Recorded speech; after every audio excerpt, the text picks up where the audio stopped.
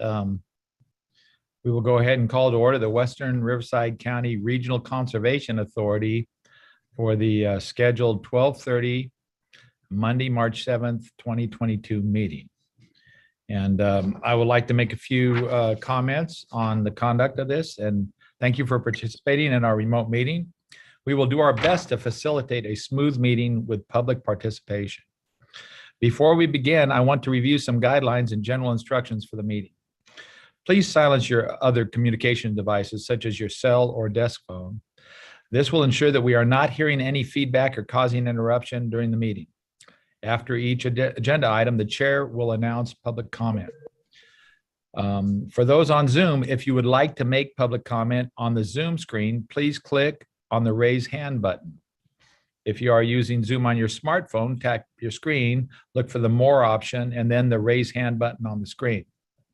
For those calling in using the phone line only, you can dial 9 or *9 on your keyboard to signal that you would like to comment.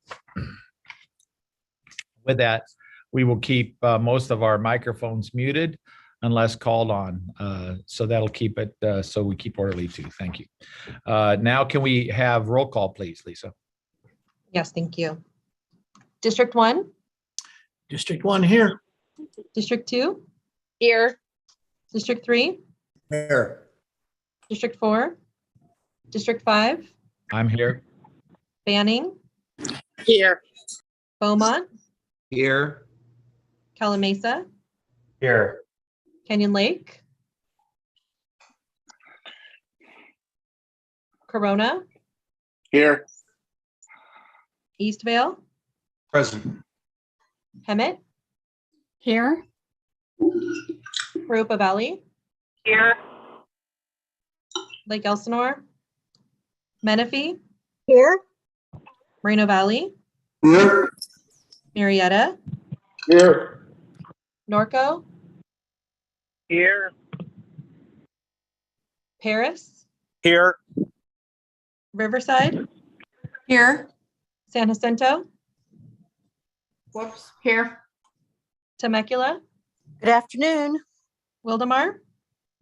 Everyone here. And Canyon Lake? Thank you. We do have a quorum. Thank you, Lisa. And at this time, could I ask Mayor Loch Dawson, she looks like she has a very fine flag behind her, to lead us in our Pledge of Allegiance. If you I would be honored, Supervisor Hewitt. Thank Please stand. Ready, begin. I pledge allegiance to the flag of the United States of America and to the republic for which it stands, one nation, under God, indivisible, with liberty and justice for all.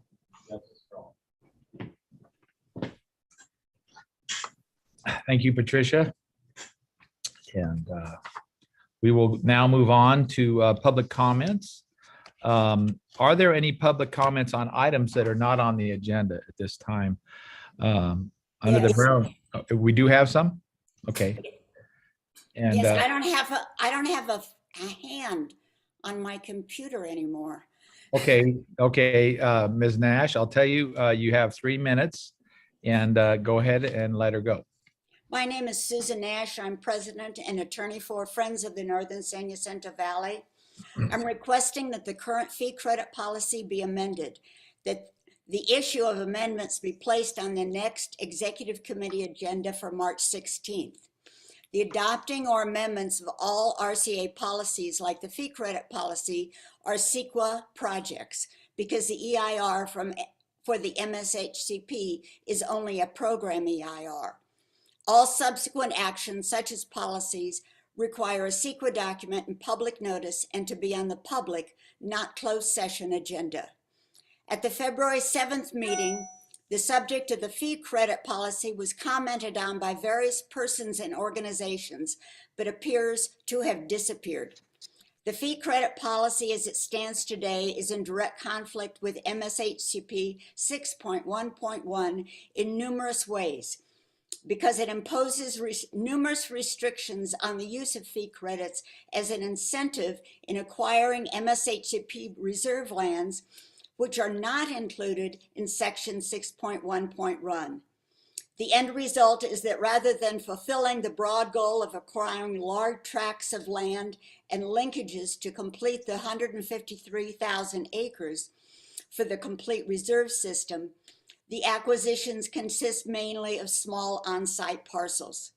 I request that this issue be placed on the next executive committee agenda for public suggestions on how the fee credit policy must be amended to go forward, so that it instead of hindering MSHCP land acquisition, it enhances them.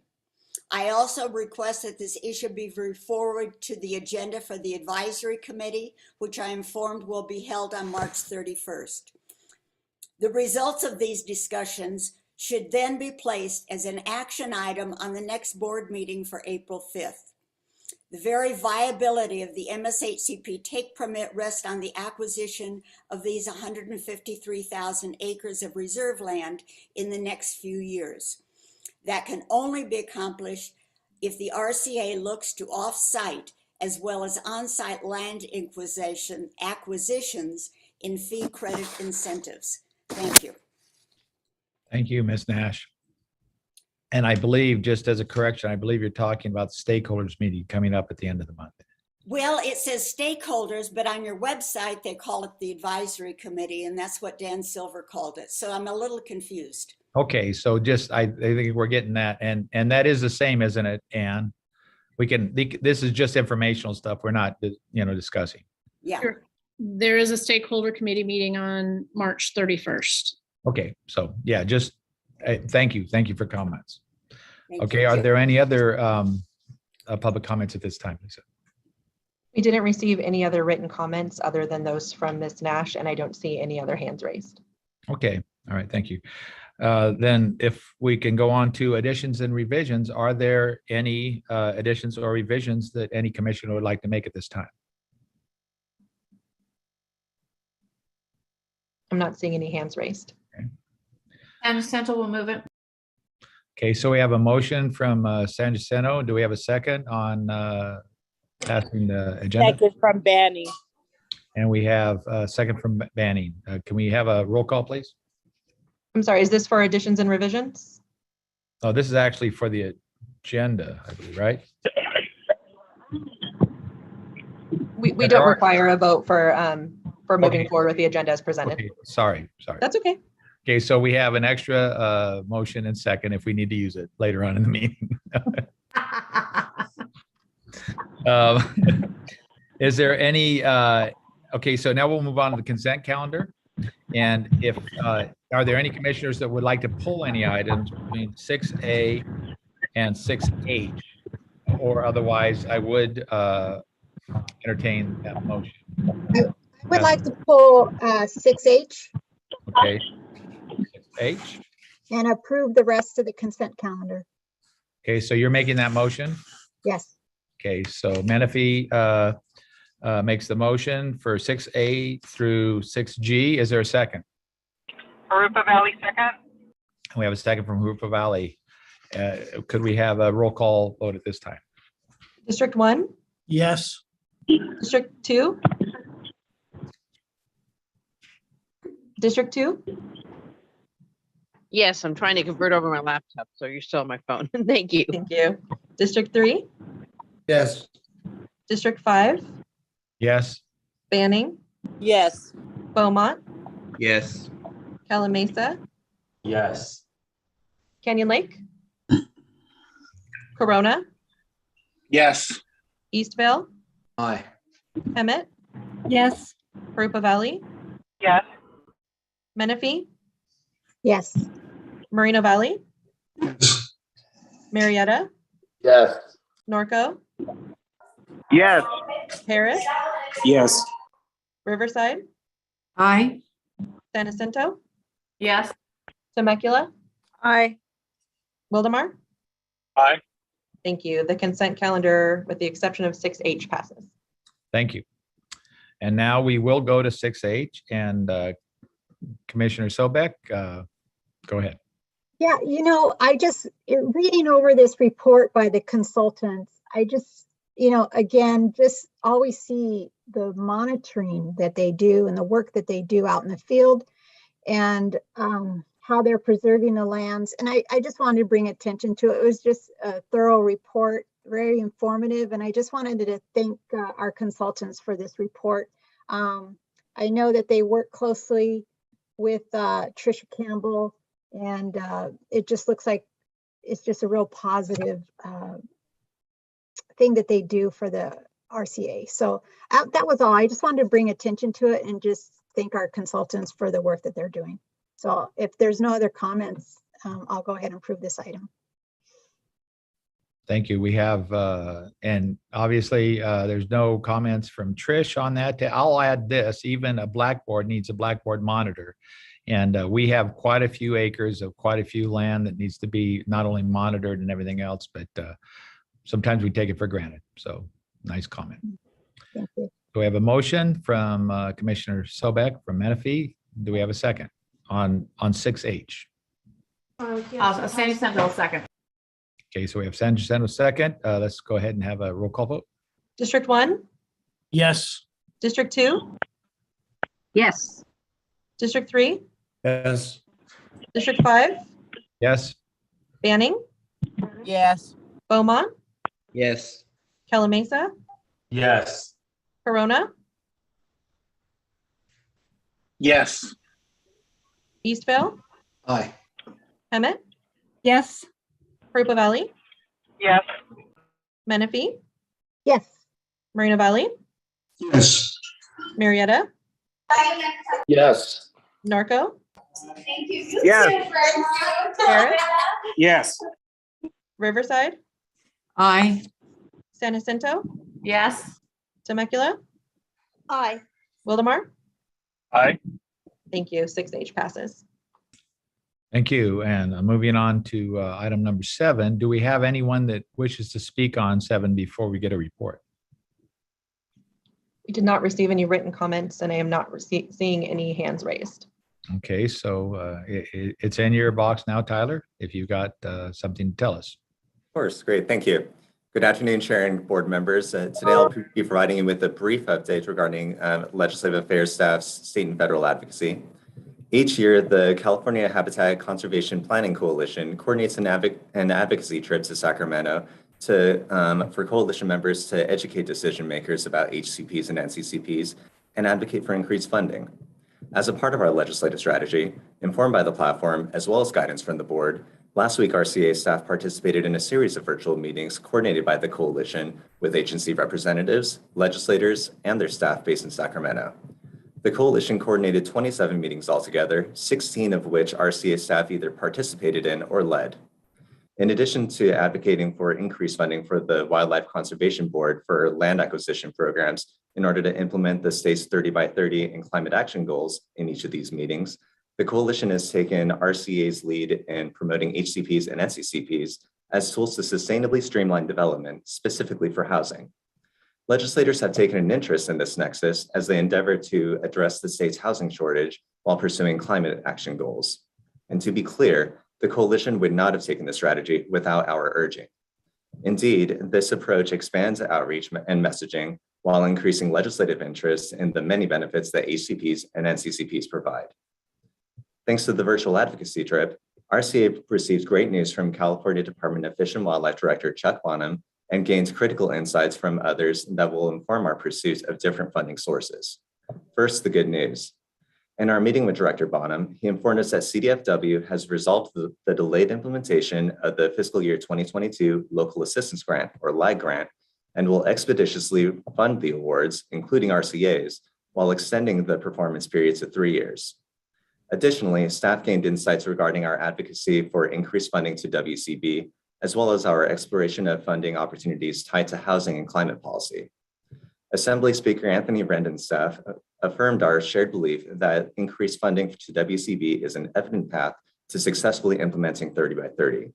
She and Assembly Housing Committee staff immediately understood and appreciated the role that HCPs and NCCPs play in streamlining housing development in an environmentally sustainable manner, particularly at a time when the state grapples with the housing shortage and their climate action goals.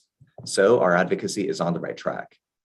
Lastly, we were informed by the Chief of Staff to Assemblymember Richard Bloom, who chairs Assembly Budget Subcommittee 3, that ongoing funding requests will be a challenge given the volatility of the general fund and the greenhouse gas reduction fund year over year, and instead suggested that it would be more feasible to pursue one-time funding requests that are allocated over a few years. This offers an important reminder to be measured in our state funding requests, but this does not limit our interest in other sources of funding, such as the Greenhouse Gas Reduction Fund, which Director Ingram and others have suggested we explore. Indeed, the California Natural Resources Agency Deputy Secretary Amanda Hansen, who covers climate issues, expressed interest in exploring how HCPs and NCCPs may broaden their role in nature-based solutions to climate change, such as monitoring the climate sequestration of conserved plants and soils and managing climate impacts to lands. RCA staff used last week's virtual advocacy trip as a resounding success, and we have a number of follow-up items on several strategic leads. I also want to underscore that RCA's advocacy is not limited to the work of the coalition. In the past month, RCTC provided comments to a request for information from the U.S. Department of Transportation on the Wildlife Crossings pilot program, in which we requested that greater weight and consideration be given to proposed wildlife crossings projects that they're located within HCPs. Staff also submitted RCA's comments on the California Natural Resources Agency's draft Pathways to 30 by 30 document to make sure that HCPs and NCCPs were included as a part of the strategy, with an emphasis on the need for the state to fund more land acquisition through programs like WCB. And RCA submitted a public comment letter and provided oral comments to pitch such WCB funding to the Assembly Budget Subcommittee on the Climate Crisis, Resources, Energy, and Transportation, also known as Assembly Budget Subcommittee 3. The actions staff are taking are the direct result of the leadership and the input from the board, and staff will continue to implement your vision and our advocacy efforts. This concludes my report, and I'm happy to answer any questions you may have. Thank you, Tyler. At this time, do we have any comments or questions from any of the commissioners? I'm not seeing any hands raised. Oh, we do have one, I believe. Go ahead, Marianne from Temecula, Commissioner. Good Edwards. afternoon. I wonder if this wouldn't be the perfect time and the perfect example for us to continue to broaden our influence in Sacramento. Perhaps staff could provide each commissioner a sample letter of thank you that we could send to some of those people who helped to, well, they listened to RCA for one thing. Not only that, and now it seems RCA has been elevated to the example being set for HCPs, which we've been doing for many, many years. So I personally would like to write a thank you letter and acknowledging the proper individuals. Yeah, absolutely. We will look into that and we'll get back to you. We'll follow up with you. Okay, great. Thank you. Thank you, Marianne. Any others? All right, we'll stay at it, Tyler. And like I say, whether it's a one-time spread over 2 or 3 years or an ongoing, we'll get it where we can, right? Absolutely. Thank you. Okay, we will receive and file that. And then we move on to item number 8. Is there anyone who wishes to speak on item number 8 before we get our presentation? We did not receive any written comments on this item, and I'm not seeing any hands raised. Okay, with that, we will move now to Tricia Campbell, and you can bring us up to date on that. Good afternoon, Vice Chair Hewitt and board members. As part of RCA's responsibility to the MSHCP, an annual report is prepared. The annual report provides a formal opportunity to assess the progress of the plan and to address potential problems. This annual report, once reviewed and filed by the board, will be available to all MSHCP permittees, wildlife agencies, and the interested public on the RCA website. Next slide, please. Now, in 2020, a total of 981 acres was acquired, donated, or obtained through the local development process. From inception of the plan through 2020, RCA has acquired 62,798 acres of additional reserve lands. The picture on the right is of the Dawson Creek property purchased in 2020. The property is located south of Lake Matthews, a Still Mountain Reserve, and east of Temescal Canyon. This was an important acquisition in Rough Step Unit 7 that brought in River City and alluvial fan sage scrub to help offset the current imbalance in this vegetation community. It also brought in important watershed features that support covered species and drain into Temescal Wash. Next slide, please. Here are two more properties acquired in 2020. The property on the left is of the Ida Lane property in the Lakeview Mountains, and the property on the right is the Welsh property in the Tanaha corridor west of the Santa Rosa Plateau. Next slide, please. The graph to the left illustrates the additional reserve assembly goals by federal, state, and local sources, along with total acquisition acres through 2020. Now, local on this graph equates to lands coming into the reserve through development fees, donation, willing sellers, etc. Local is where the RCA fits into the acquisition equation. Now, through 2020, the feds and state are at 39% of their goal, while local is at 42% of our goal. The graph on the right illustrates the money spent through 2020 on the three types of additional reserve assembly acres. Next slide, please. Habitat losses are reported to the RCA once a year. Losses are reported when projects go through final processes at the city or county, and the project is shovel ready and removal of habitat can occur. In 2020, a little over 3,500 acres were approved for loss within the MSHCP plan area. Approximately 2,700 acres of this was for development outside of the criteria cells, where additional reserve assembly does not occur. Now, approximately 770 acres of this was for development inside criteria cells, where the development was proposed outside of lands needed for additional reserve assembly. Because there is much more area outside of cells, it is important for more development and losses to occur outside of cells than inside the cells. Cumulative losses since adoption of the plan show that 81% of the development is occurring outside of criteria cells, with about 19% occurring within the cells. Next slide, please. Now, this slide summarizes the land acquisition of ARL within permittee jurisdiction through 2020. Now, the new lands come into conservation during 2020 in the cities of Hemet, Jurupa Valley, Lake Elsinore, and Temecula, and the county of Riverside. Each jurisdiction has a goal range, and as of last year, we have this information on a public dashboard on the RCA website that is updated in real time as acquisitions occur. This was an initiative of Chair Johnson. Next slide, please.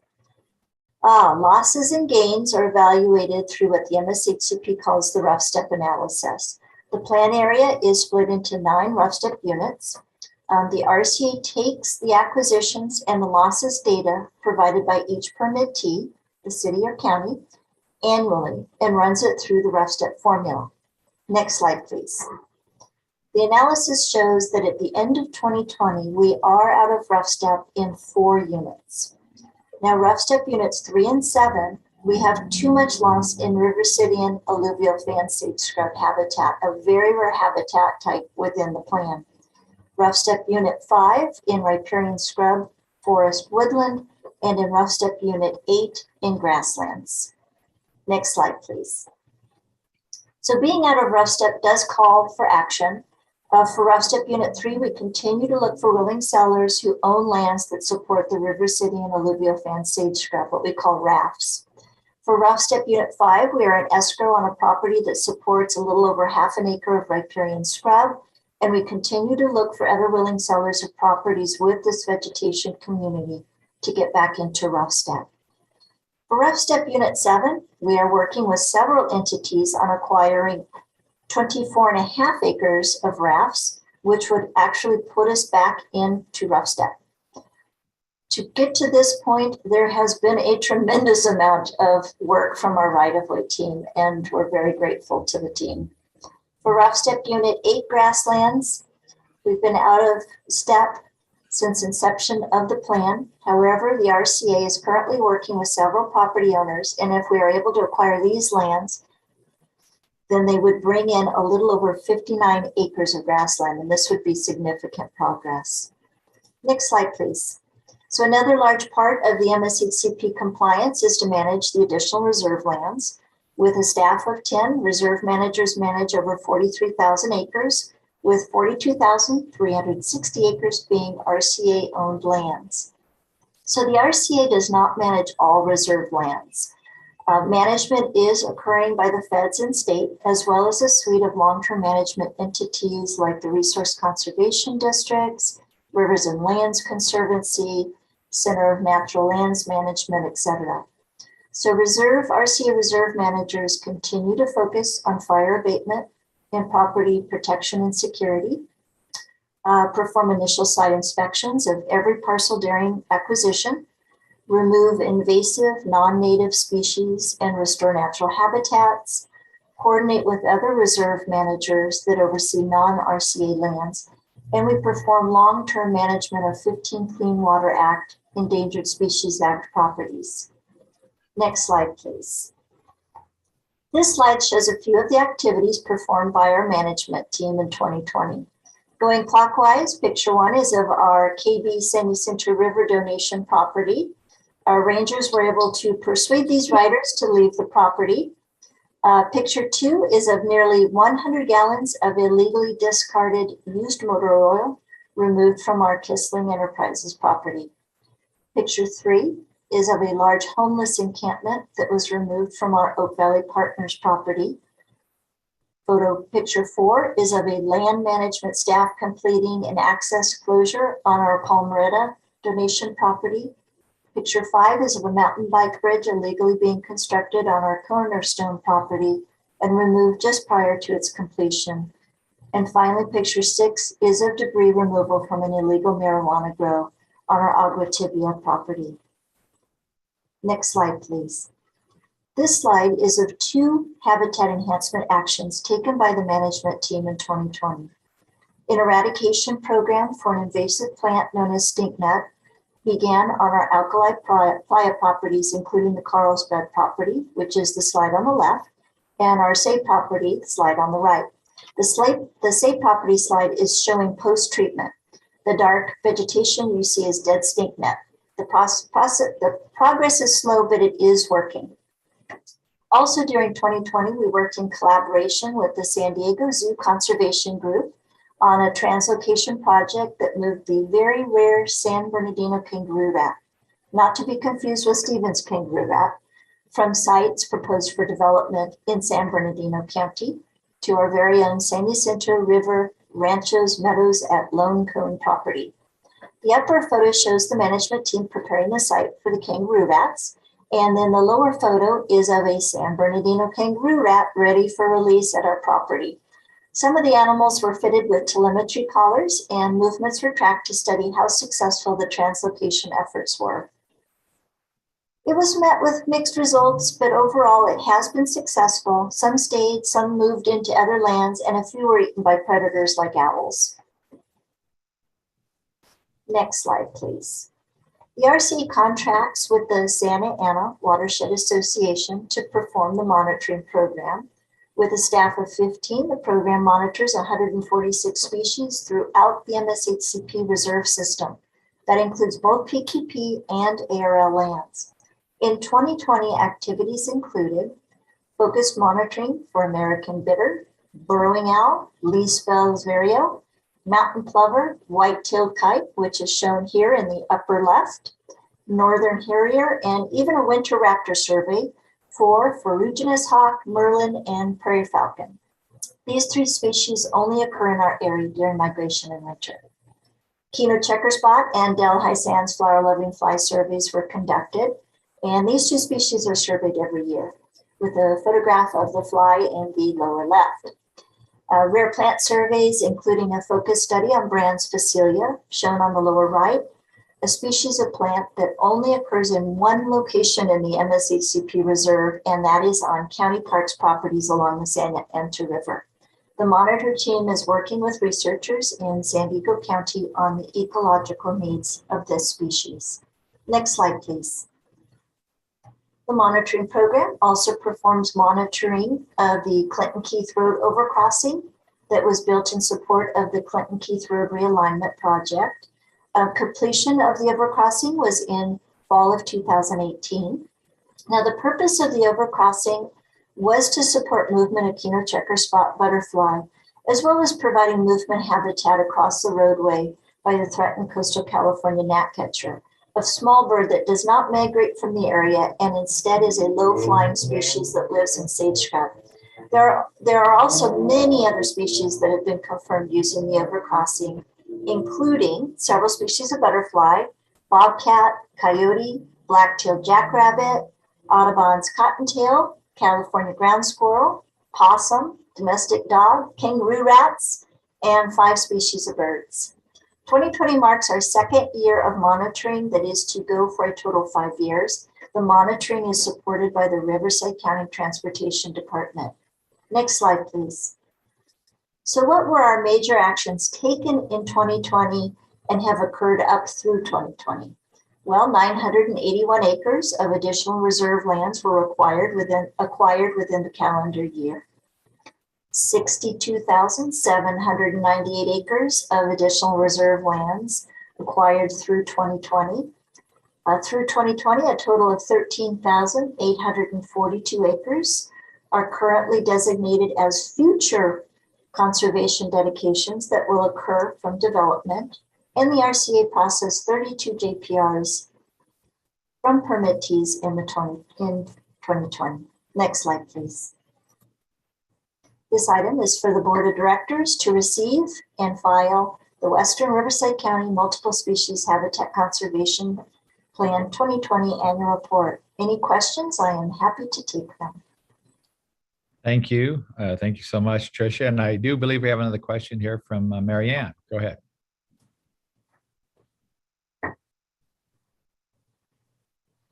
Or did you leave that up from last time, Mary Ann? I see your hand is raised.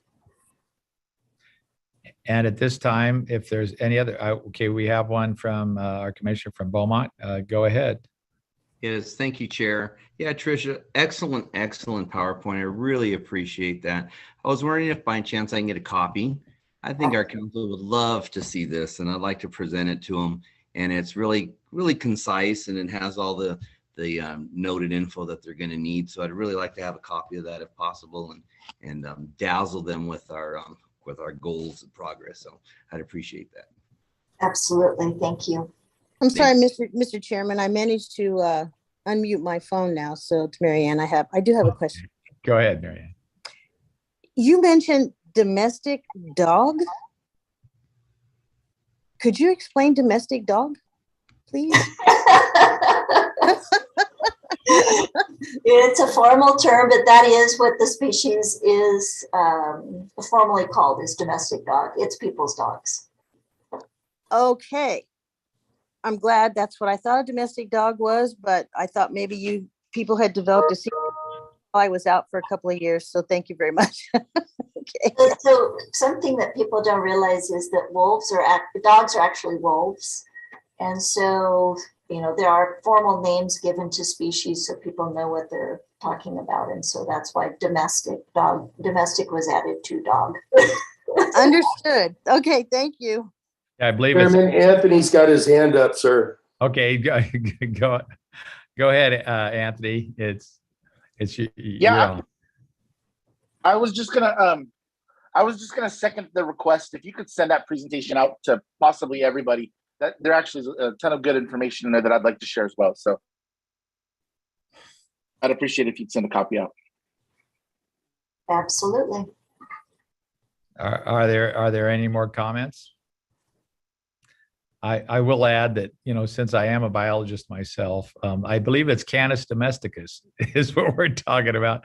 And we're talking about some of Jonathan's loving man's best friends that probably went out to check that work down there. So well, there's always somebody throwing a monkey wrench in, And also there's one more question of Tricia that I have, and this is just, you mentioned in the relocation of the San Bernardino kangaroo rat, that they were put on. Many of them had these little, where we can follow them with these collars. Well, some were eaten by owls. I know owls are large predators. I've seen what happens after they eat something. Were we able to follow some of those owls if they ingested those transmitter collars? That's the only question I have. No, they didn't ingest the collars. You know, the birds of prey are really good at just picking all those kinds of things off and throwing it aside. Actually, the one that sits in my palm tree regurgitates a lot of things, and you see a lot of parts, the bones and everything else after they. So it looks like they almost eat them, in one piece sometimes. So yeah, sometimes they do. okay. Trisha, you want to explain backpacks and how they work really quickly to everyone? Yeah, it's just a little collar with a radio transmitter on the back. And it is true that we anticipate it was an owl because what we saw was a picture of the K-rat, the kangaroo rat, moving around, and then all of a sudden it went straight out to a branch, and then that's where the transmitter stopped. But it's a wonderful way to be able to keep track of what's going on. So it's always been an issue of understanding how many of those animals stay once you've translocated them.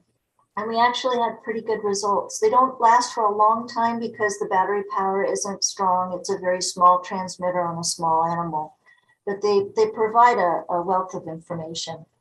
All right. And the backpacks don't harm the species in any way. They're actually trippy looking when you see them, and they put them on the species. Can we put it on Jonathan? I already have a backpack. All right. Mary Ann, did you still have your hand up? Well, I just would add a comment that it's been several years, but there was actually a cooperative agreement where RCHCA placed burrowing owls in the same vicinity as the kangaroo rats, which seemed counterintuitive at the time, but they provided an explanation as to why it was beneficial. So one endangered feeds the other, I suppose. Well, there's all kinds of ways we could go from there. So anyway, yeah. With that, we will receive and file if there are no other comments, and we will move on to item 9. And are there any members or anybody that wishes to speak on agenda item 9 before the presentation? We did not receive any written comments on this item, and I'm not seeing any hands raised from the public. Okay, so with that, Lisa, go ahead and let's go over what we're going to be doing right here. Thank you. Good afternoon, board members. This item is the item before you is for a proposed amendment to the start time of our board meetings.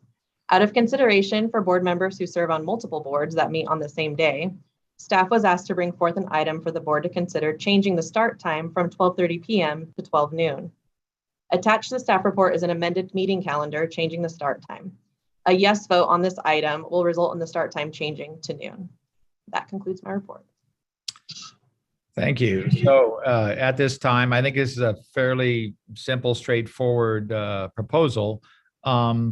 Before we get into the actual nuts and bolts too much, are there some comments that particular commissioners have that like would it affect you, number one, and B, I think, again, the reason being, we've got a lot of commissioners that are on another JPA that's shortly after this. And sometimes, we're getting more and more work. So it kind of puts them in a really, really tough spot. So we see some hands up right now. And first we'll take Commissioner Rabb. Yes, thank you, Supervisor Hewitt. I don't really speak much on these meetings, but moving it up to 12 o'clock would impact my ability to appear at the meetings. I currently work as a deputy district attorney in San Bernardino County, and sometimes we're stuck in court all the way to noon. And if we ever repeal AB 361 and we start going back to in person, it could be an issue on my end. But I will respect my colleagues' decision. If it is impairing your ability to attend the subsequent meetings, I completely respect that. So I just want to make the rest of the board bring that to their attention. Thank you. Thank you, Commissioner Rabb. And that's the kind of thing we're looking for, see how many people it really does affect. Commissioner Ruiz. Thank you. I am on one of the other meetings, and it's very difficult when we go long, especially lately. Our meetings have gone on a lot longer than we had anticipated. And so recently there's been a few, and I suspect at the current moment that some of our meetings are going to continue to be longer. By doing it at noon, it means that we can have more of a quorum that's hanging around at the end. Otherwise, we have to jump on to the other meeting. And I would appreciate the change to 12 noon, as would, I'm sure anybody who's got to drop off, because our attention really wants to be here. But that's just my 2 cents. Thank you. And with that, are there any others that would like to weigh in, or should we can always just take a vote and find out how serious this really is and how many others like Commissioner Rabb would be affected? So if that indeed is the case, Lisa, let's go ahead and let's take a vote. I see a hand raised from Supervisor sorry about Washington. Supervisor Washington, did not you see you've got that your hand isn't as bright as some of these other ones on yours? Yeah, I'm gonna have to change the color of my hand. Go ahead. In light of the 2 comments that have been made, you know, 1 against 1 for, it kind of strikes me that, you know, the old comparison about cutting one end of your blanket off and sewing it at the other end.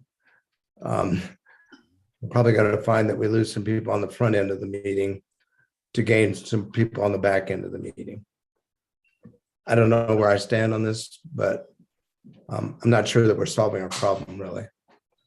Well, I think we'll find out in a few minutes when we find what the tally is on there. But I agree with you. But originally, I think it was brought up because there are so many of us that serve on both of the 2 commissions. Yeah, I was a founding member of this organization. When we established the time, we did so with the understanding that many of the same folks attended the WRCOG meeting. And at the time, WRCOG, I believe, well, I think they were starting their meetings earlier. They moved it back, and sort of this compromise was WRCOG would start at 2 with RCA starting at 12:30, and there would be time to get this meeting done before the next meeting started. For some reason, that has worked ever since the beginning of this organization. But for some reason, now all of a sudden here recently, it's not working anymore. Maybe, well, maybe we could be a little bit more efficient with our time. So 2 cents worth. Thank you. Oh, Supervisor Spiegel, go ahead. Yes, being chair of the second one right now, there was only a couple of us that left the last meeting early, and we were very understanding on the WRCOG meeting for those of you who stayed because there was a closed session issue. It's usually when the closed session issues go a little long. That's where the challenges come in. But that's only happened a couple of times this past year.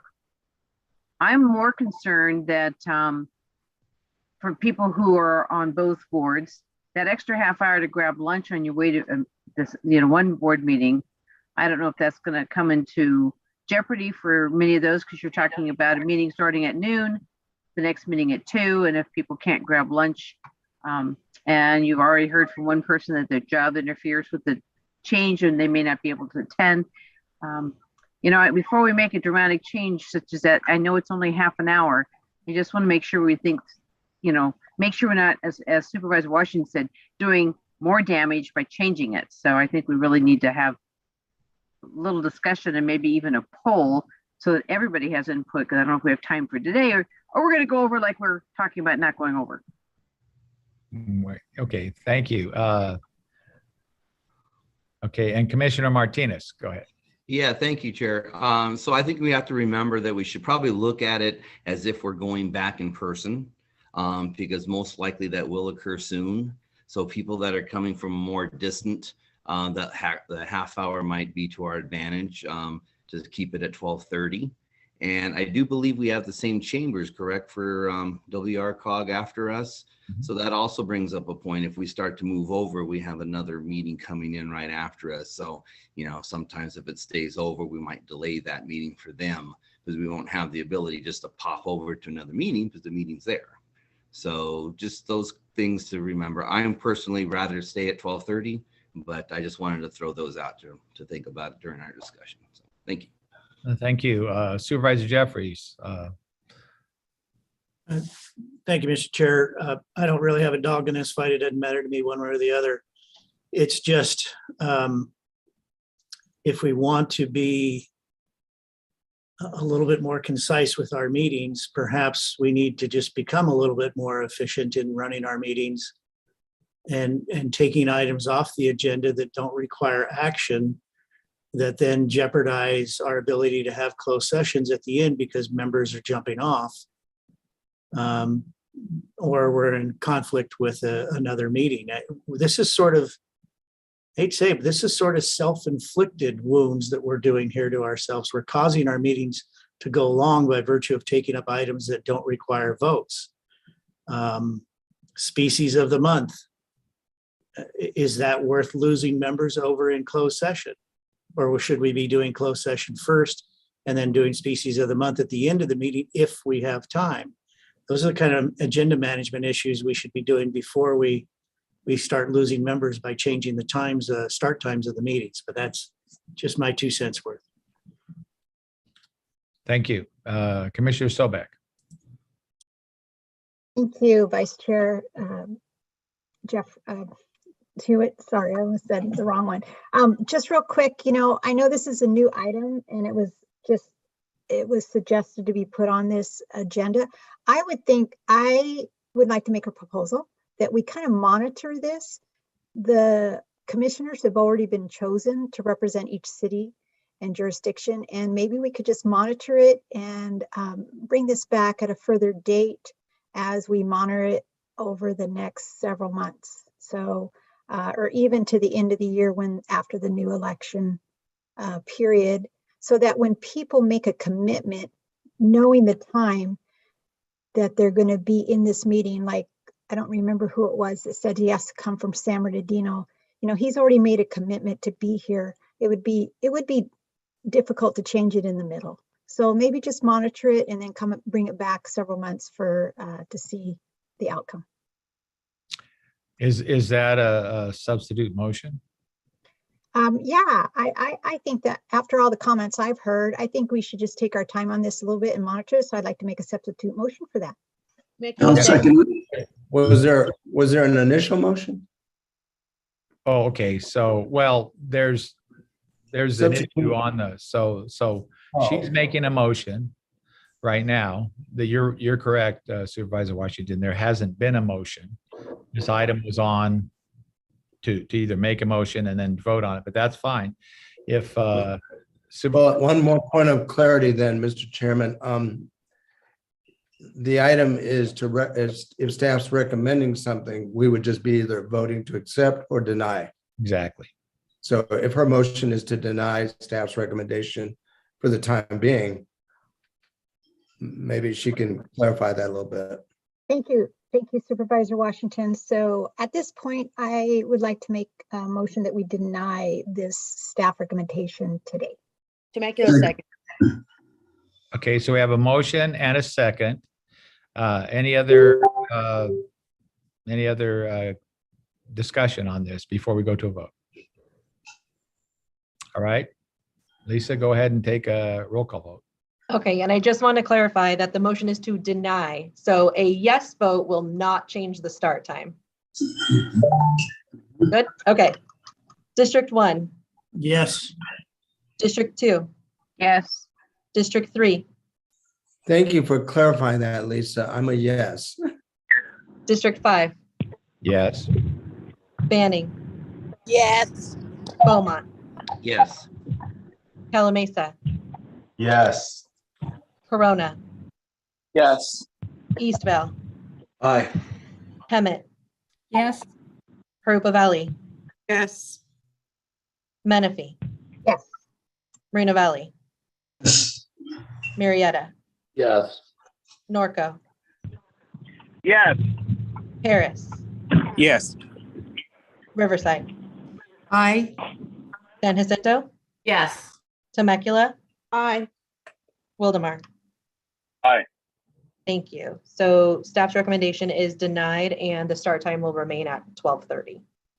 Thank you. And some of those comments, especially coming from Supervisor Jeffries about possibly, putting the agenda in a certain direction. When we do have some of these really, really tight schedules, might solve a lot of that. So thank you. So now that we do have time, let's see, we have item 10, which is our favorite, which is species of the month. And we will go with Leslie on that.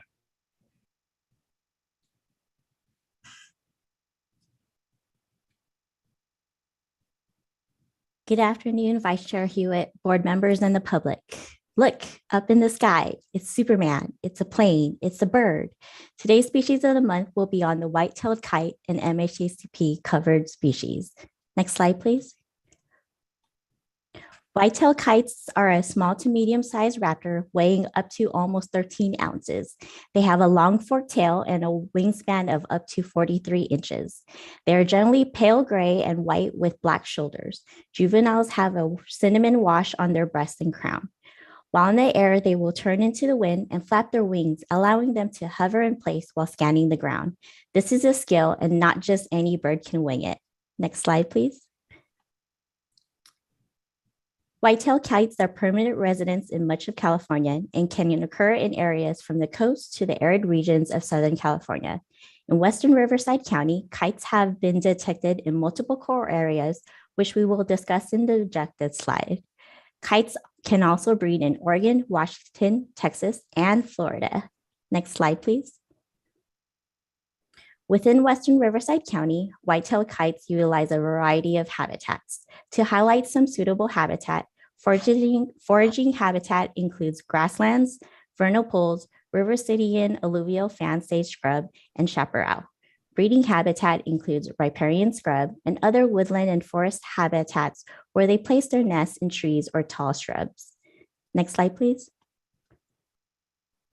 Courtship can start as early as December, and nest construction can start as early as January.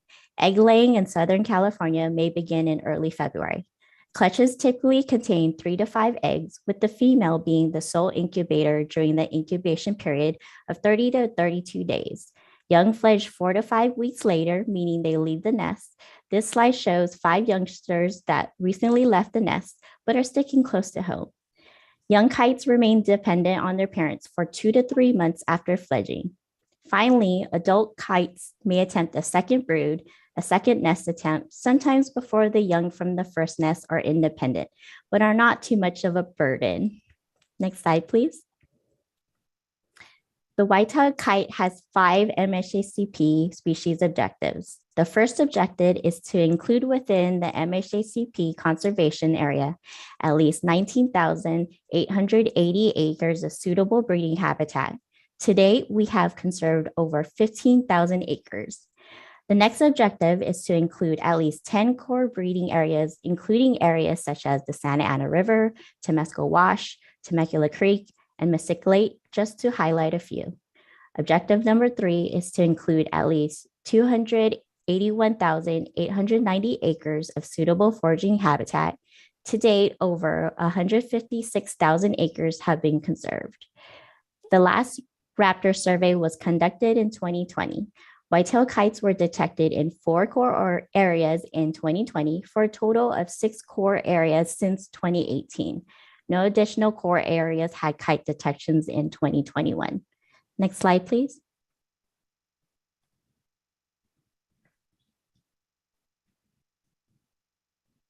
Oh, can you go to the previous slide? Okay. The next objective is to protect and buffer from disturbance the known winter roosts along San Mateo Creek and any winter roost locations identified in the future. This is a species of raptor that becomes semi-colonial during the winter, where groups roost together at night. Buffering of the winter roost will include conservation of undeveloped habitat with a 250-meter radius around the roost site and may include a variety of habitats. Lastly, maintain once every 3 years the continued use and successful reproduction at 75% of the core breeding areas, including breeding areas identified in the future.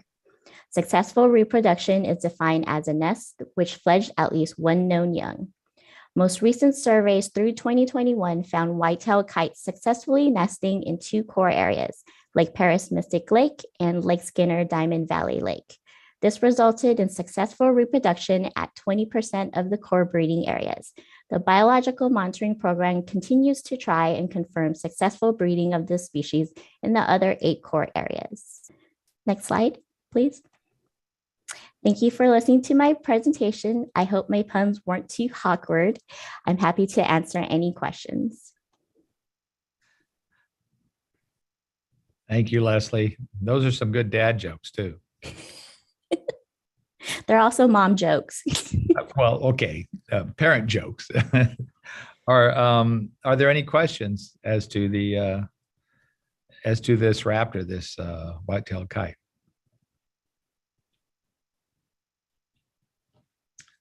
Very good. And with that, we will move on to the board of directors. Do you have any comments, any of you? Upcoming events? Lisa, go ahead.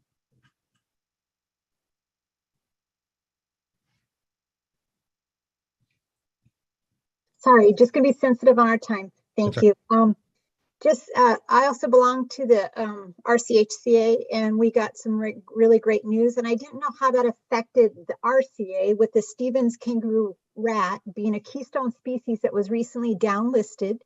And I just was wondering if maybe staff can just let us know if this affects the RCA in any way. I can do that in my comments. Okay. Would you like me to proceed with my comments? Well, if there's nobody Wait. else who would like to say anything, any other commissioners want to add any comments? All right, go ahead. Go ahead, Ann. Okay.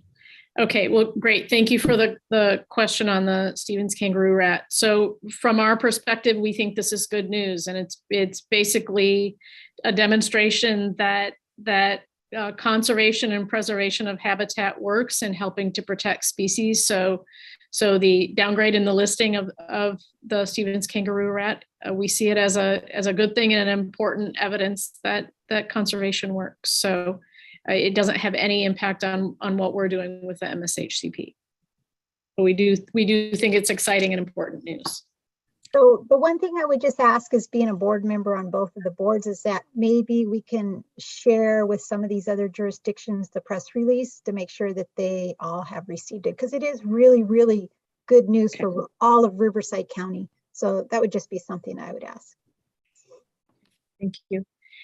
And the only other comment that I have for you all, as you could see in the annual report today, there's an awful lot of land that is currently under management by the RCA, and there's a lot of really good things happening out there in the field. Many of you have suggested that the best way to become familiar with the lands that RCA owns and manages, and the best way to understand just what it all entails, is to be able to go out in the field and take a look at some of the lands that we own and just see how important and significant these are in person. So happy to let you know that next month we'll be sharing more details. We're working on planning some spring tours that will be accessible to all, so that board members can go out and take a look at some of our properties. So stay tuned for next month's board meeting. We'll be sharing more details with you, but we are getting those tours ready for springtime visits out to some of the RCA lands.